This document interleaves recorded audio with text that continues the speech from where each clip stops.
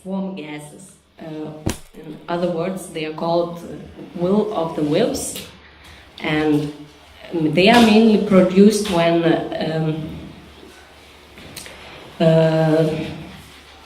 anaerobic digestion of plant parts is going on, and some gases go up like bubbles. Mainly, the main gas of these gases is methane, about 90%, and the small amounts of other gases like phosphine, diphosphine, hydrogen, sulfate, and carbon dioxide go as well.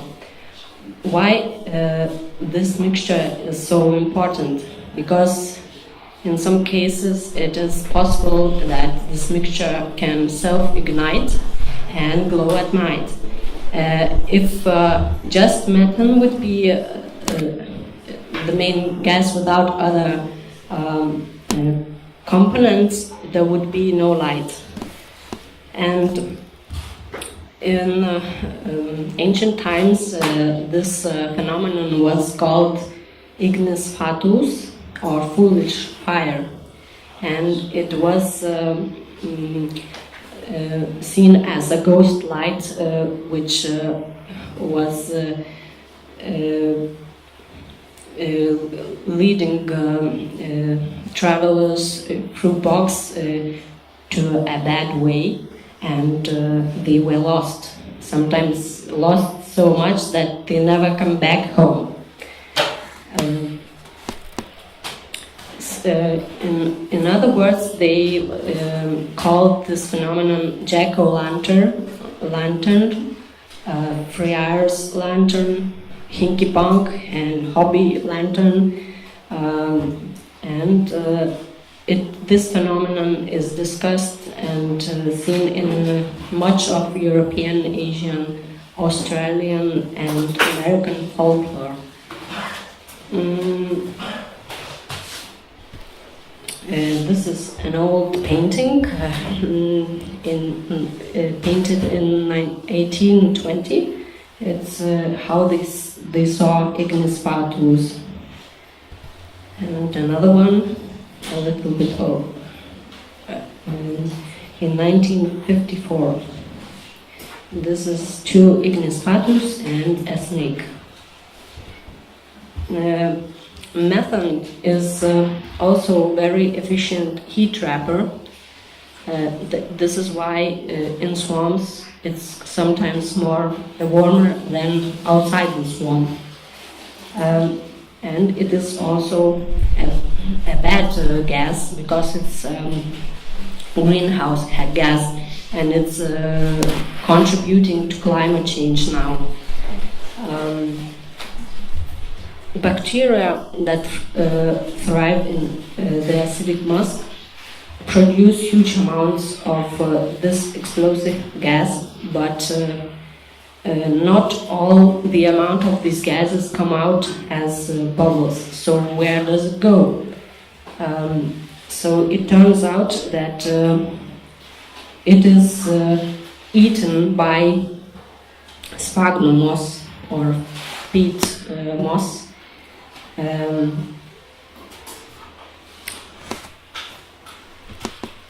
This is how methane and swamp gases come out as bubbles, and sometimes you can see ignis fatuus like this. What is more interesting that methanogenic bacteria usually autofluorescent in UV light. So if you are going in the dark to swamps, you must take UV flashlight like this, so you could see very many important things. Another thing is swamp gases and UFO. This is really cool because in in ancient times there were really big events in media. Oh, we saw some unidentified flying objects shining, and probably they came to take us and for some medical researchers.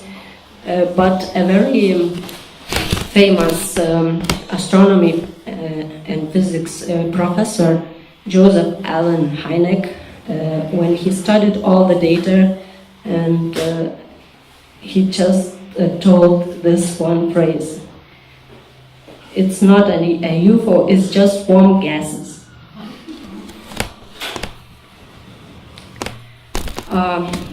Now, will of the wisps in folklore have very many meanings in different countries. In Europe's written record, they come in 13th century, mostly named as John the Ward, Jack O'Lantern, Peg a Lantern, Jenny with a lantern. Every name has something with light.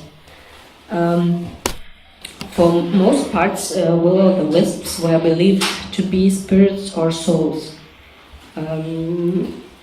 They were unable to enter nor heaven nor hell. So they were hanging around and lured travelers of their paths, and were also seen as omens of death. When they were seen in cemeteries, it was held that the only way to clear a wisp was to throw a bit of dirt from its graveyard into it. So, there's one more. And in Netherlands, they called Firefies, Lieko and Lichtemant. They were said to be souls of unbaptized children. We have some same beliefs in our Baltic culture also. And these lights were leading travelers to water of baptism. They were also held to guide buried treasure. But to find one, you had to have a dead man's hand or eat seeds from magical fern. In Denmark, they were seen as homes of the spirits of unrighteous men. And German legends say that they tormented drunkards on their way home, often burned their feet when they fall over. And in Lithuania, they are called žaltviksle, klystugnė, or klystžvakė. They mean fire leading somebody astray.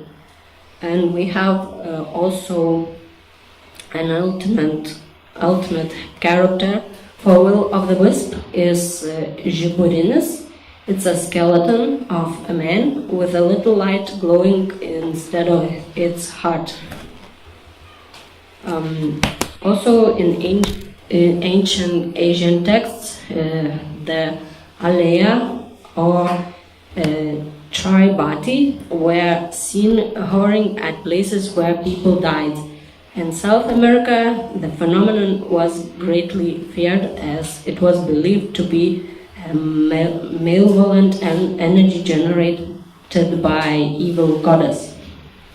In Mexico, they were the souls of witches, and in ancient Argentina, they were called luz mala, evil light. Latvians also saw a witch spigana. When it was flying on a broom, it was shining. If the light was red, it was maintained that Saturn himself was tempting to the onlooker in Aboriginal Australia. Similarly, the lights were called Min lights and were reported as following people who saw them. If the traveler was silly enough to follow the light, they were walking hoofsteps of the devil and were never seen again. The swamplands of Louisiana had also will of the wisps as firefox, representing the dark souls of folk who had been sent back from heaven to serve more time to do as a penalty on earth. It might be worth considering that lights often cause innocent men to wake up in strange beds, in which they really had no right to be in. Must have been those dang lights again. It's incredible what a man will come up with when his wife has him against a wall. Italian Count Alessandro Volta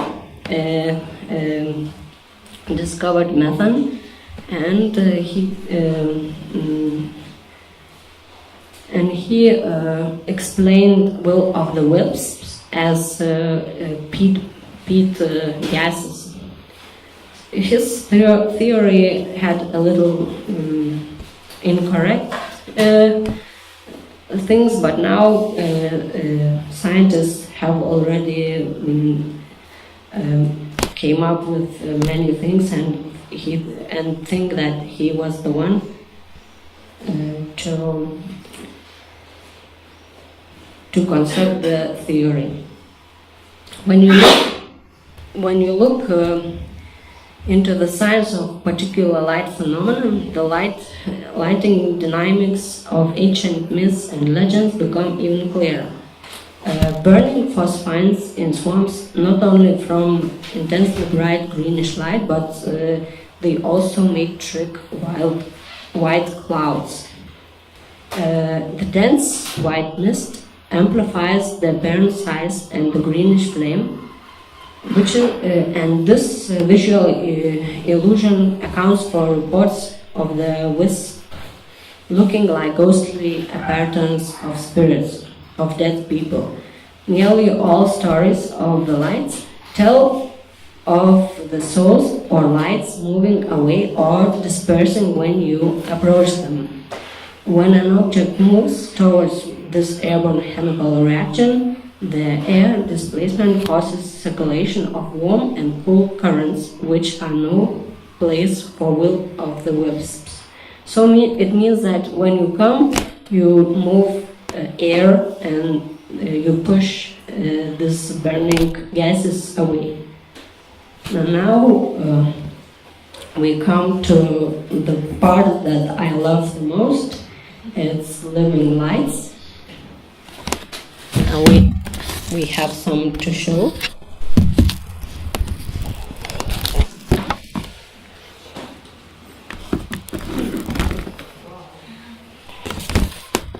It's bioluminescent organisms.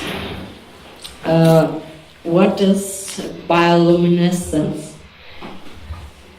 It is the phenomenon when the organism produces chemical reaction, mainly of luciferin. This is the reaction of luciferin oxidation, and some compounds are needed to participate in the reaction. Especially is important luciferase and oxygen. So when a bug or a worm decides to glow, he does like this.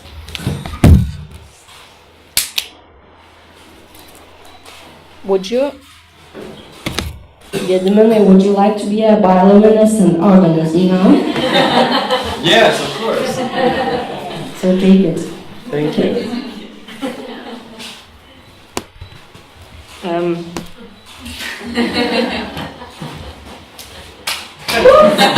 But you have to be careful. When you shine, you are sending a signal to your partner that you want to mate,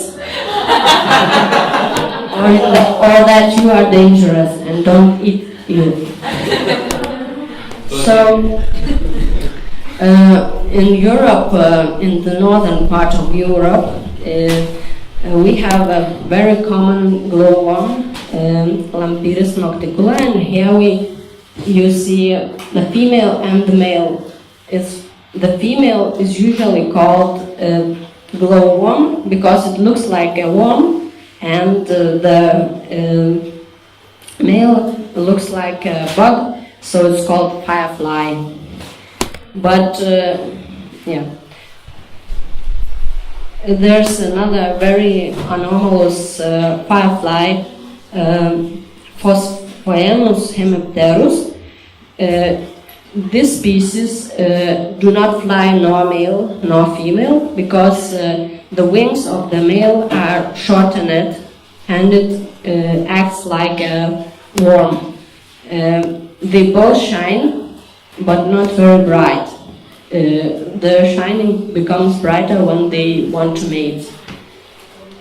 And in those two species were registered in Lithuania, and now we are hearing people saying that they see flying, shining fireflies in Lithuania too, which is a very new thing. And the flying, shining fireflies probably migrate from Belarus and Poland because they have the species in their country. This is Japan, and they have even 3 weeks of bioluminescent tourism to see fireflies, and there are plenty of them in woods.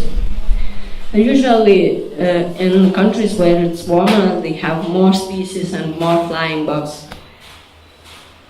Another thing that you can come to find in swamps shining, it's probably glowing centipedes, small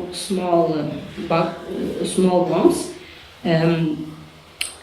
They usually shine when they mate in autumn and in October, November.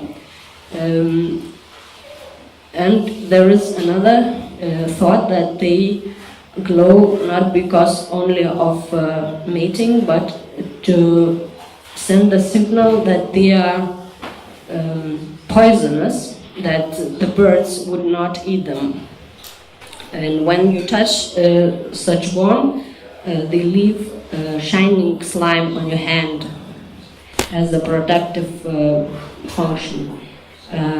Yes, we find these worms in Vilnius, in Antakalnis and Karoliniškės districts. In two facts were registered in 2012. It's very new because people usually do not go in the dark in autumn to find shining things, but you should because we have a lot. Another similar worm is millipedes or glowing tree huggers. You should find it where it's warmer. We don't have the species. This is springtail that blows. In Europe, mostly widespread is Anurida granaria. Latvia, Poland, and probably our country has it. It's a small, several millimeters long organism, shining when you touch it and disturb it. It's not shining just if it's staying or sitting somewhere. You have to disturb it. And it is very gentle organism. You cannot squeeze it because it lives in the soil, and probably if you just under stones, under some bricks, you just can find it like worms, earthworms. If you are lucky and you live in France, in the Loire Valley, you will probably find these glowing earthworms. It's also found another species in UK. Probably in most of European countries they have, but nobody dig out. Just I invite you to go and dig some soil.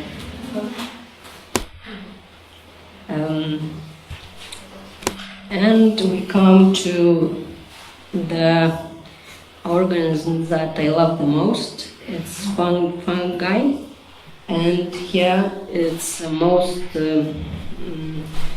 common shining bioluminescent fungi. It's Armillaria millea. Most European countries have a lot of species. In Lithuania we have almost 7, but we call it in one name because it's very difficult to identify the species. You have to make DNA, some examples. And this is what we found in our garden. This is the wood from ash tree. It's found in autumn, and it is in daylight and in the dark. The mycelium of Armillaria millea is shining very bright green. For the first days when the wood is cut freshly, it glows like a mobile phone from very far. Then it stops shining bright, but you see it. If you want to make to force it to glow brighter, you may feed it. You may give some malt water liquid. You may cut a new cutting because it needs oxygen, and first of all you need to wet it with water. This is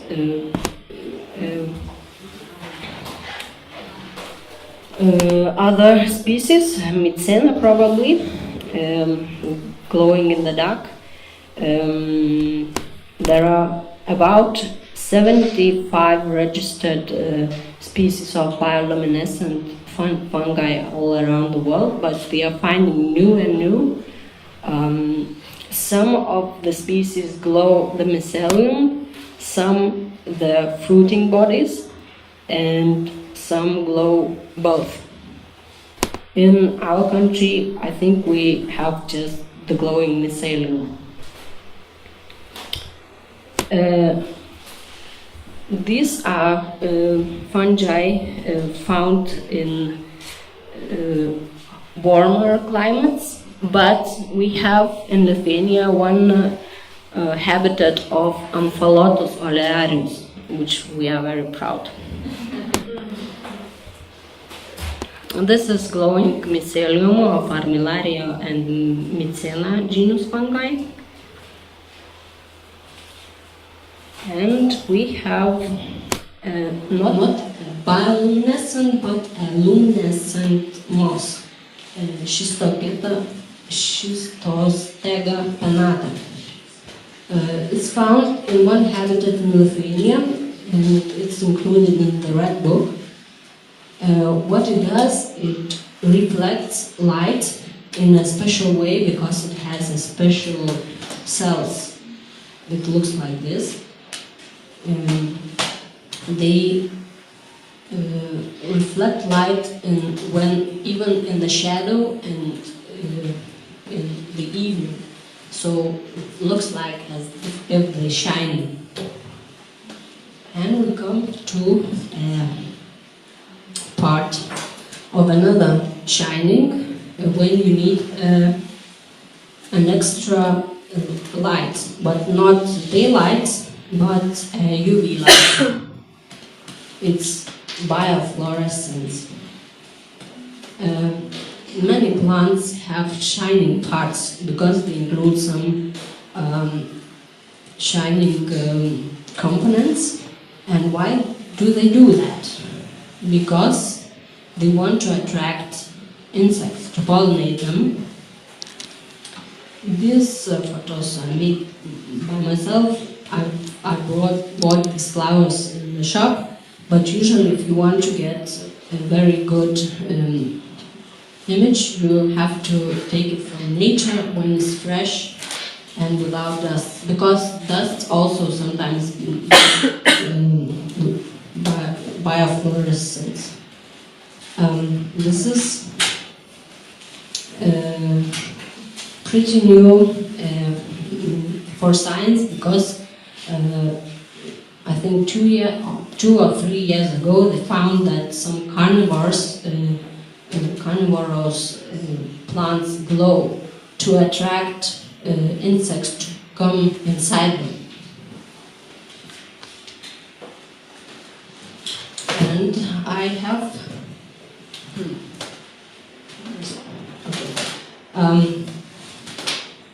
there is another thing. Death is biofluorescence too. These photos I made just several days ago. The shining parts are drying parts of carex, just a plant in a swamp. And there is a good new article that earthworms, when they are dying, go to, because they accumulate some kind of compound, lipofuscin. We don't know what kind of compounds plants accumulate, because there are plenty of them. So this is a part when we need research on this. So I hope our university will invest on that. And this is a cronco tree, Aesculus hippocastanus, which produces a compound aesculin, which emits fluorescent light. And I have some branches of it brought with me. Let's see what it does.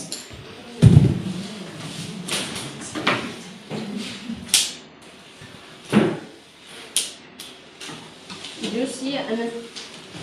you see any extraordinary thing? No? Let's try with UV light.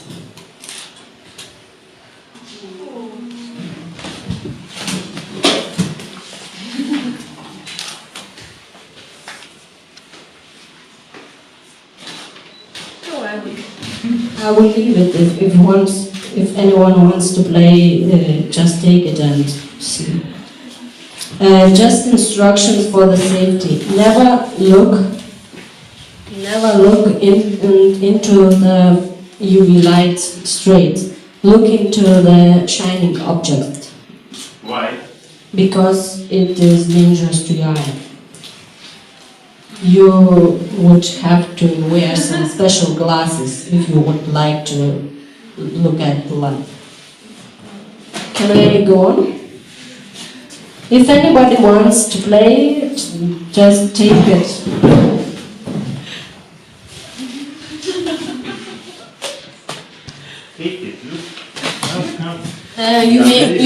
You may break another branch and see how it's glowing good.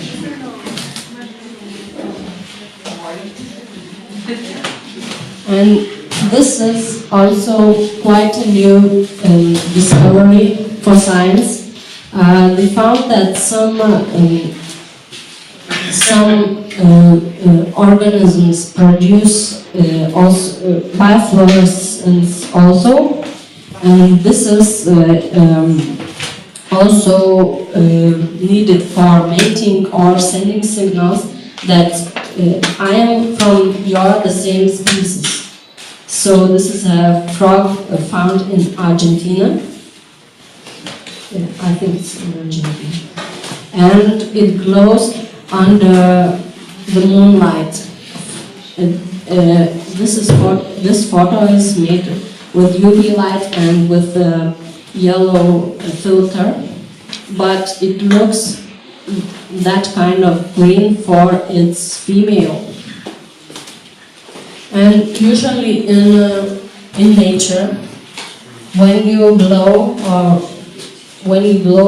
more, brighter, so you are a better partner for sex. Yeah, so if you want to impress, you have to shine a lot.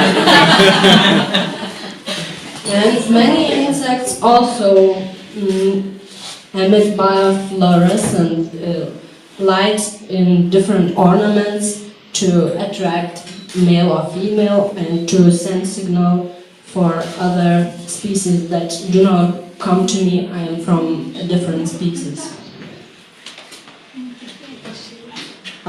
Bioluminescence is a key to our better future. Why?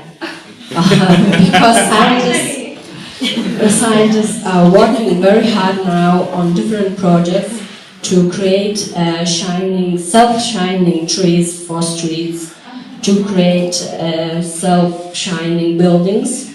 For shining trees, it's already almost some things are done because they have succeeded in small plants shining. To create shining buildings, you will need in the future glass tubes or plastic which are seen through, and there will live bacteria that shine. These bacteria, because there are plenty bioluminescent organisms in water that I haven't told you, because we are speaking about swamps and terrestrial things. Because in waters there are plenty of fishes, shrimps, bacteria and other organisms that shine. These are mankind created things that glow. The plants have blown for 4 months and they were dead then. But the start has been done. In Massachusetts Institute of Technology, they have created plants which were fed by some luciferin nanoparticles, and these plants were glowing for 4 hours, and you could read a book. Then they create biofluorescent animals. Why? Because it's very good for medical researches. You can see different tissues and cancer, tumors and everything when the tissues are shining. And this is what was created in our university together with Institute of